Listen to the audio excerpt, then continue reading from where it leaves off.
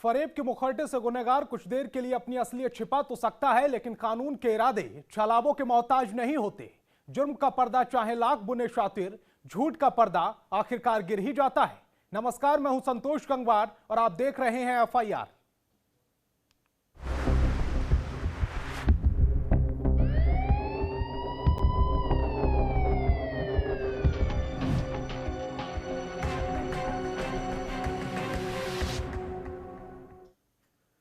जब दो दिलों के जज्बात एक होते हैं तब उससे कहते हैं मोहब्बत। और विश्वास किसी भी रिश्ते की बुनियाद होती है, जिस पर वफाओं की ईंट रखी जाती है और एक खूबसूरत आशियाना बनाते हैं दो महबूब।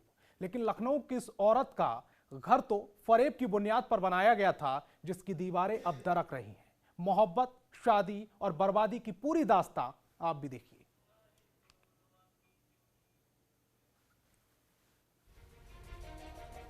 खुलेआम दी जा रही कानून को चुनौती। धर्म परिवर्तन कर धोखाधड़ी का शिकार हुई एक और महिला। कानून के रखवालों पर भी लापरवाही का आरोप। प्रशासन के दावों की खुल गई पोल। खुलेआम कानून को ठेंगा दिखा रहे अपराधी। आखिर क्यों यूपी में सुरक्षित नहीं है महिलाएं? राजधानी दिल्ली में एक बार फिर से धर्म परिवर्तन कर एक महिला को धोखा देने का मामला सामने आया है, जहां कैंट थाना क्षेत्र पुलिस के सामने एक विशेष समुदाय की महिला ने आरोप लगाया है कि पहले एक युवक ने उसका यौन शोषण किया और फिर जब महिला ने शादी के लिए दबाव बनाया तो धर्म परिवर्तन कर दबंग युवक ने उससे शादी कर ली, जिसके बारे में महिला को जानकारी नहीं थी। इतना ही नहीं, शादी के कुछ महीने बाद ही आरोपी युवक महिला को छोड़कर फरार हो गया। मैं एक मुस्लिम महिला हूँ और मेरा 2016 में धर्म परिवर्तन कराया गया। मुझे मुसलमान से हिंदू किया गया, उसके बाद शादी करी गई। शादी करने के बाद वो लड़का मुझे छोड़ के चला गया और मैं दर दर की ठोकरें तब से खा रही हूँ। लड़का आतिश कुमार है, नीलमथा में रहता है और लड़का जो है काम करता था ये वीडियोग्राफरी का। तो इस वजह से जो है मेरी जान पहचान थी और उस बाद में जो है मेरा उससे मेल मिलाव हुआ और मेरे घर आने जाना उसका था। पुलिस ने मामले में मुकदमा दर्ज कर जांच पड़ताल शुरू कर दी है। मामले में पुलिस पर भी लापरवाही के आरोप लग रहे हैं। अब पीड़ित महिला ने अधिकारियों से न्याय की गुहार लगाई है, जिसके बाद पुलिस का कहना है अभी मामला कोर्ट में है और दोषी के खिलाफ सख्त कार्रवाई की जाएगी। यूपी में धर्म परिवर्तन कर धोखाधड़ी का ये पहला मामला नहीं है। इससे पहले भी राजधानी लखनऊ में ऐसे कई मामले सामने आ चुके हैं, जिस पर पुलिस ने महिलाओं की शिकायत पर केस दर्ज करते हुए कार्रवाई की है। सवाल वही है कि तमाम कानूनों के बावजूद इस तरह के अपराधों में कमी देखने को क्यों नहीं मिल रही और बेखौफ अपराधी कानून का मजाक बनाकर कानून को ठेंगा कैसे दिखा रहे हैं।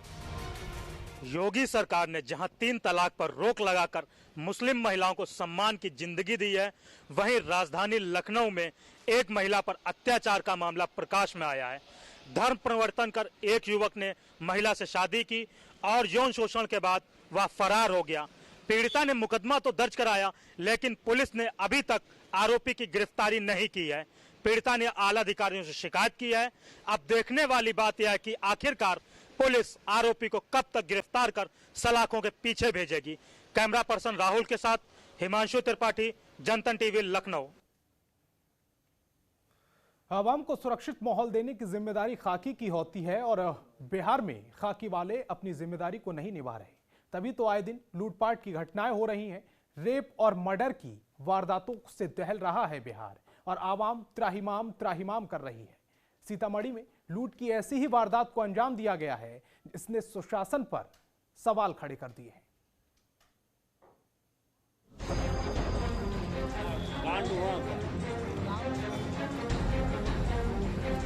गांव के लोग में भय का माहौल प्रकट हो गया है। अब लोग घर से बाहर भी कैसे निकले? यही तो सवाल है कि सुशासन में घर से बाहर निकले तो निकले कैसे, दफ्तर के लिए निकले तो कैसे निकले, बैंक से घर सुरक्षित कैसे पहुंचे। गांव के लोग में भय का माहौल प्रकट हो गया है। अब लोग घर से बाहर भी कैसे निकले?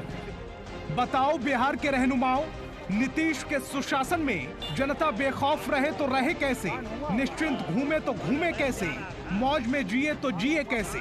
गांव के लोग में भय का माहौल प्रकट हो गया है। अब लोग घर से बाहर भी कैसे निकले? इस नौजवान के सवालों का है कोई जवाब?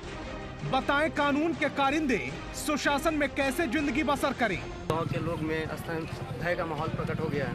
अब लोग घर से बाहर भी कैसे निकले। ये नौजवान बिहार की कानून व्यवस्था को सरेआम कटघरे में इसलिए खड़ा कर रहा है क्योंकि बिहार अपराधियों के आतंक से कांप उठा है। खौफ का साया सूबे में हर ओर मंडरा रहा है। सीतामढ़ी का भी यही हाल है।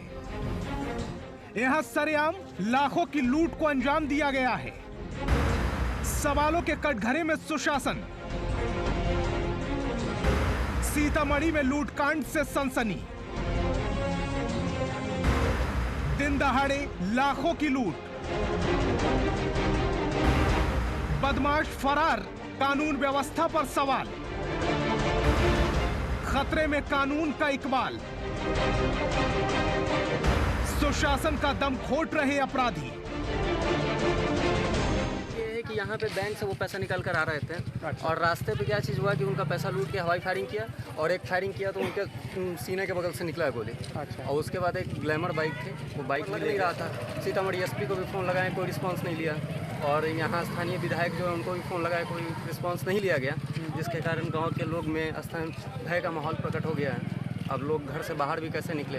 और सबसे बड़ी बात है कि बैंक के आसपास में कोई सीसीटीवी कैमरा भी नहीं है। ये बैंक यहाँ के जितने 10-12 पंचायत है उसको जोड़ रहा है और आसपास में कोई सीसीटीवी कैमरा नहीं है, जिसके कारण मतलब जो भी अपराधी है उसको पकड़ना मुश्किल है। जिला सीतामढ़ी, थाना क्षेत्र रुन्नी सैदपुर, गांव प्रेमनगर।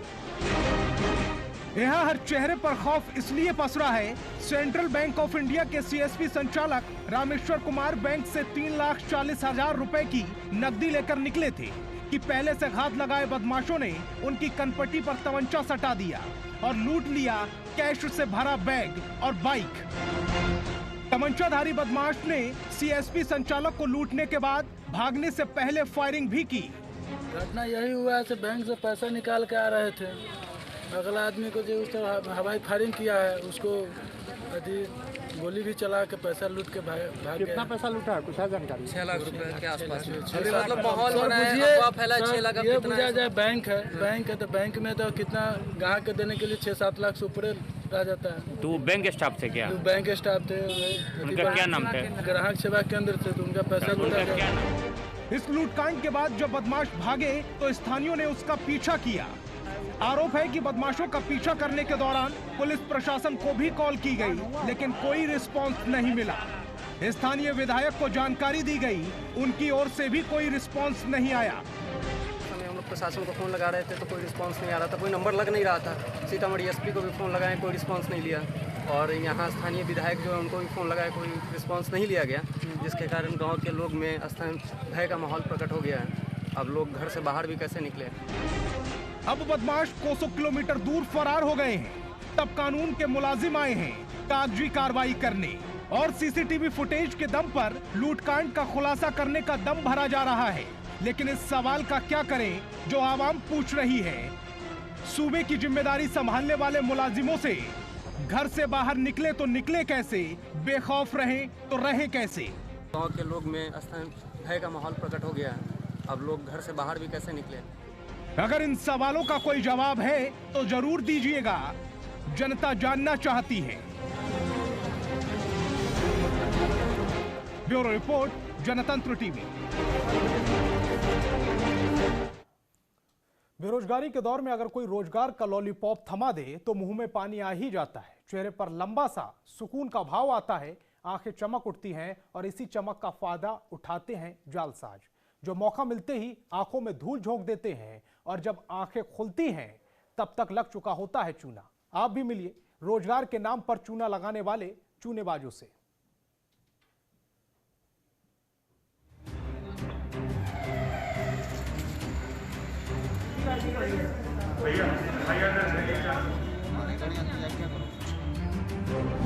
नौकरी दिलाने के नाम पर ठगी का खेल, बेरोजगार युवा बन रहे शिकार। फर्जी लेटर और आई कार्ड से जालसाजी। मलेरिया विभाग के बाबू और उसके बेटे की मिली भगत। पीलीभीत में एक हफ्ते पहले ही एक बेरोजगार युवक का रुपए देने के बावजूद नौकरी के नाम पर ठगी होने और कर्जदारी से तंग आकर आत्महत्या करने का मामला ठंडा भी नहीं पड़ा था कि एक बार फिर स्वास्थ्य विभाग में नौकरी दिलाने के नाम पर लाखों रुपए की ठगी सामने आई है। वो भी एक नहीं, दो नहीं, दर्जनों बेरोजगार युवकों युवतियों से इस जालसाजी में मलेरिया विभाग के एक बाबू और उसके बेटे की मिलीभगत का आरोप है। फिलहाल शिकायत के बाद पुलिस मामले की जांच में जुट गई है। स्वास्थ्य विभाग में नौकरी दिलाने के नाम पर ठगों ने बेरोजगारों से लाखों रुपए ऐंठ लिए। साथ ही पीड़ितों को संतुष्ट करने के लिए फर्जी ज्वाइनिंग लेटर और आई कार्ड भी बनाकर दे डाला। लेकिन कुछ दिन बाद जब ज्वाइनिंग नहीं हो पाई तो जालसाजी का पता चला। दरअसल पीलीभीत के रहने वाले आरोपियों ने बताया था कि आउटसोर्सिंग के जरिए स्वास्थ्य विभाग में न्याय पंचायत कोऑर्डिनेटर की नौकरी निकली है। और उसकी हमें ज्वाइनिंग करवाई थी, लखनऊ में ले आके लेटर दे दिया था। उसके बाद जिसके बाद दर्जनों बेरोजगार युवक युवतियों ने आरोपियों को 2-2 लाख रुपए दे दिए। ऑनलाइन पेमेंट की गई। इन जालसाजों ने लखनऊ जाकर उनका इंटरव्यू भी करवाया और बाद में इनको फर्जी ज्वाइनिंग लेटर भी दे दिया। जब बेरोजगार स्वास्थ्य विभाग में ज्वाइनिंग करने पहुंचे तो उन्हें अपने साथ हुई ठगी का एहसास हुआ। इसमें से एक आरोपी के पिता मलेरिया विभाग में तैनात हैं। अब सबूतों के साथ पीड़ित न्याय की गुहार लगा रहे हैं। पीड़ितों का कहना है कि लगभग 3 दर्जन लोगों से ठगी की गई। विपिन कुमार को पैसे दिए थे हमने 2,16,000। फिर उन लोगों ने ज्वाइनिंग के लिए बुलाया था हमें। ज्वाइनिंग के लिए मरेलिया अस्पताल में मरेलिया में नहीं कराई, फिर कार में वसुंधरा में ज्वाइनिंग कराई उन लोगों ने। वसुंधरा में फिर उसके बाद वो कह रहे कि जो आपकी ज्वाइनिंग 45 दिन में सैलरी आने लगी, काम धंधा बताने लगे। काम धंधा बताया नहीं उन लोगों ने। उनसे कॉल करी तो वो कह रहे हैं अब ज्वाइनिंग हो जाएगी, अब ज्वाइनिंग हो जाएगी। बच्चे कह रहे हैं। समस्या क्या ऐसा था, आउटसोर्सिंग की जॉब निकली थी जिसमें विपिन कुमार ने हमसे पैसे लिए थे उसके लिए, और उसकी हमें ज्वाइनिंग करवाई थी। लखनऊ में ले आके लेटर दे दिया था। उसके बाद जब हम वापस आए तो यहाँ पे पंकज सिन्हा जो बाबू हैं मलेरिया विभाग में, उन्होंने कहा था ज्वाइनिंग करवाएंगे, लेकिन वो फिर वो मिले नहीं, छुट्टी पर चले गए। उसके बाद उनके लड़के ने हमसे ज्वाइनिंग करवाई वसुंधरा कॉलोनी में। और उसके बाद से कह रहे हैं कि आज कल टाल रहे हैं कि आज जॉब लग जाएगी, ज्वाइनिंग हो जाएगी, कल ज्वाइनिंग हो जाएगी। जब क्या कहते हैं हमने शिकायत करी सीएमओ ऑफिस में तो पता करा कि वहाँ पे ये लेटर जो है फर्जी लेटर हैं सब। तो चाहते हैं कि यहाँ इनके खिलाफ कार्रवाई करी जाए और हमारा पैसा जो हुआ है वो सब मिले वापस हमें। वहीं पुलिस का कहना है कि मामले में जांच की जा रही है। जांच के बाद उचित कार्रवाई की जाएगी। स्वास्थ्य विभाग में नौकरी के नाम पर ठगी का एक मैटर सामने आया है, जिसमें जो है थाना स्तर पर उसमें जांच कराई जा रही है। जांच के पश्चात जो चीज़ें सामने आएगी उसके अनुसार विधिक कार्रवाई की जाएगी। कुल मिलाकर पुलिस तो अब ऐसे ठगों को इनके अंजाम तक पहुंचाने में लगी हुई है। इनके पूरे गिरोह के बारे में खंगाल रही है। लेकिन दूसरी तरफ जनता को भी सतर्क रहना होगा। लोगों को समझना होगा कि नौकरी के नाम पर अपनी काबिलियत पर भरोसा रखें, न कि ऐसे जालसाजों पर। जनतंत्र टीवी के लिए संजय शुक्ला की रिपोर्ट।